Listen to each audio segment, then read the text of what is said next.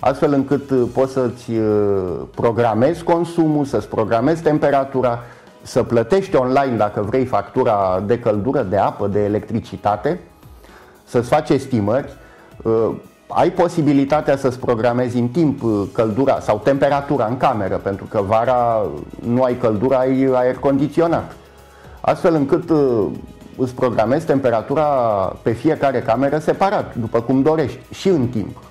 Dacă, de exemplu, o familie la ora 8 pleacă de acasă, părinții la servici, copilul la școală, au posibilitatea să reducă temperatura, pentru că e inutil să plătești căldura într-un apartament nelocuit.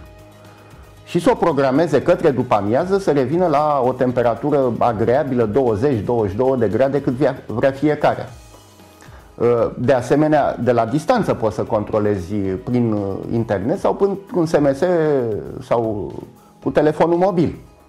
Așadar, am înțeles astăzi că luxul pentru un imobil înseamnă în primul rând confort. Am aflat mai apoi că cea mai importantă măsură a confortului este utilitatea, iar pentru a putea avea o privire obiectivă asupra culturii luxului, am făcut o incursiune în valorile de referință, începând cu Leonardo da Vinci, Michelangelo, Felipe Brunelleschi, Gaudí și ajungând în zilele noastre unde high-tech-ul oferă confortul, acel confort care definește luxul din acest domeniu. Sunt Luciana Stanciu și vă invit săptămâna viitoare, duminică, începând cu ora 12, într-o nouă incursiune în universul luxului, alături de profesioniști, pentru a putea înțelege mai bine cultura luxului.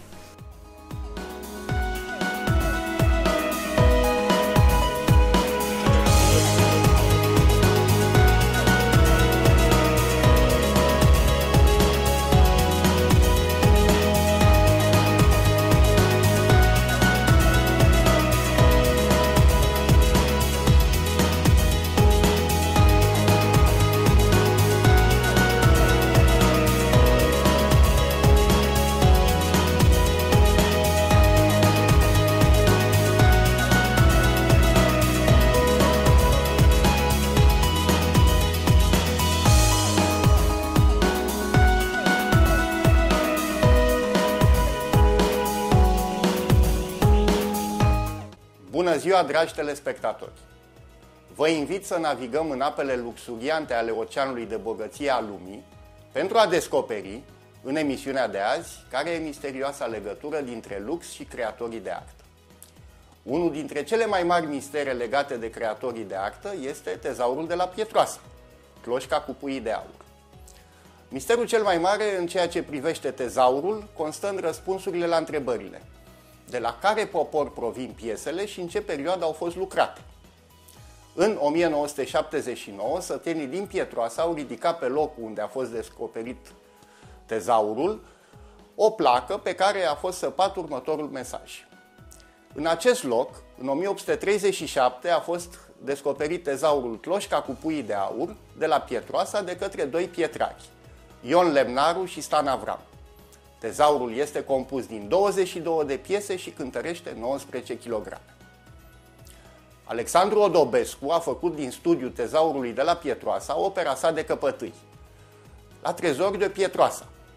Rezultatele cercetării sale se găsesc publicate în 3 volume ce compun monumentala sa operă. El susține că datele locuirii zonei Pietroasa ar merge undeva prin secolul al IV-lea după Hristos. Dar alți oameni de știință afirmă că piesele tezaurului descoperit acolo nu par a fi lucrate toate în aceeași epocă. Deși în timpul lui Odobescu exista un răspuns unitar. Alături de el, istorici și arheologi precum Boc, Linas și Lesteri au fost de părere de la început că este vorba de un tezaur aparținând goților, populație germanică din veacul al IV-lea după Hristos. Și astăzi există mulți susținători ai acestei teorii.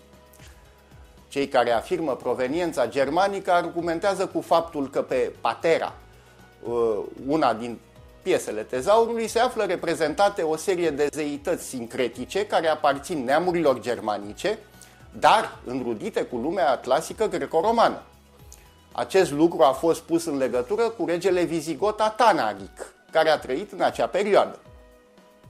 Cercetătorii cred că în momentul îngropării pieselor de aur a fost între anii 376, când are loc marea invazie a hunilor dinspre răsărit, și anul 380, când Atanaric a părăsit teritoriile nord-dunărene pentru a se refugia în Imperiu. Specialiștii aduc ca argumente și faptul că piesele din tezaur sunt lucrate în 3 stiluri diferite. Primul stil este caracteristic pieselor din aur masiv, fără alte incluziuni, lucrate în atelierele de tradiție greco-clasică ale Imperiului Roman.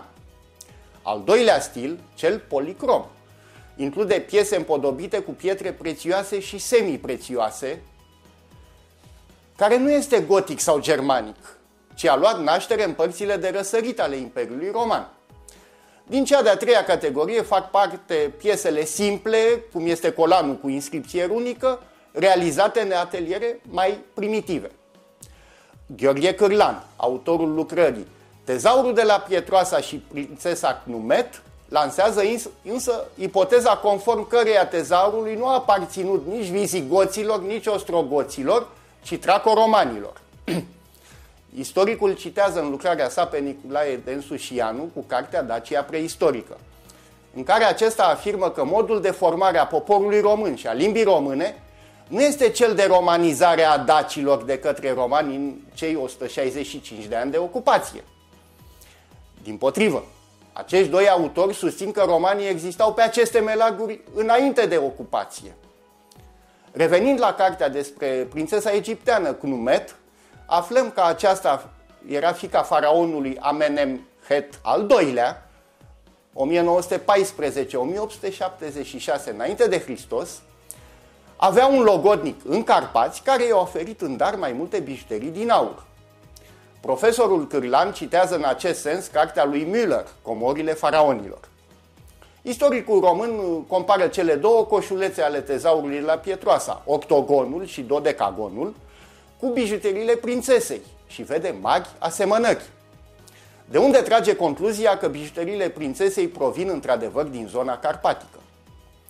Gheorghe Cârlan a constatat legături strânse între Tracia și Egiptul antic. Autorul susține că studierea paterelor de la torțile celor două coșulețe fac trimitere la cele pictate pe pereții mormântului Campana ale etruscilor. Dar dacă acest tezaur era îngropat acolo încă din neolitic? Aștept opiniile noastre pe adresa noastră de e-mail. Bună ziua, doamnelor și domnilor! Emisiunea Lux Planet vă rezervă azi o surpriză. Pentru prima oară vom dezlega misterul ce îi leagă pe iubitorii de lux de viața artistică. Bună ziua! Nevoia de lux și de confort este promotor al inovației. Vă invit să navigăm în universul inovației tehnologice, explorând cele mai interesante și noi soluții aplicate la viața cotidiană a unei familii